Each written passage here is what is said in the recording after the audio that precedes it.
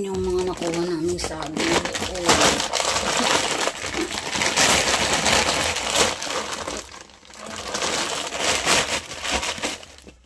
ayan, ito yung saging na nakuha namin doon, kaibigan ko sa dulo sa pag-ikot-ikot namin. Ito yung mga nahanap namin, kumbaga may mga reject na to doon sa mga nag-harvest ng saging. Hindi ko lang alam kung babalikan pa to nila, basta kinuha namin. Sabi kasi nung kaibigan ko kunin daw. Kinuha ko lang din, binitbit ko lang din. Ayan siya.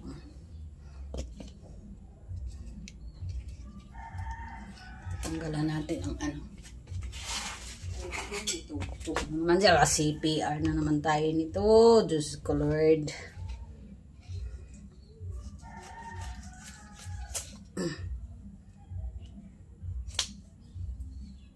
Ayan, tapos ito. Ayan na siya, tinanggalan ko na ng aray ka, mas lumakas pa ang tugtog.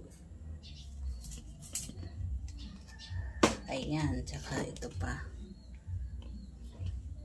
Dadalhin ko naman itong iba doon sa kanya mamaya kasi hindi pa siya nakakuha nito.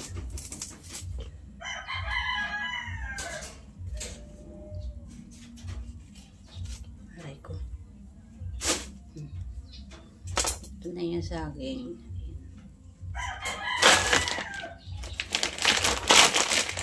Apat na piling. Apat na piling yung nakuha namin saging ito. Pero maliliit na yung pinakadulo na to.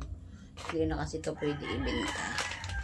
Hindi ko alam kung iniwan to doon sa jar. Basta sabi niya sa akin, kunin ko daw kasi reject na daw ito.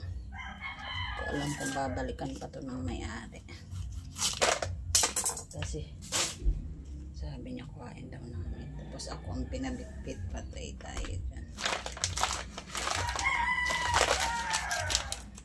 Ayan, so ito na ko alam kung matabis ba to pag nahinog. Dadalhin ko sa kanya mamaya yung dalawa para tig-dalawa kami. Naghanap kasi kami kahapon ng pusa niya, hindi namin mahanap kasi yung pusa niya ginaway daw, hinabol kaya naglayas. So hinanap namin, hindi namin nahanap yung pusa. Ano, parating kami doon sa dulo sa sabingan, nag-harvest pala yung may-ari ng saging kasi nakita namin iniwan doon.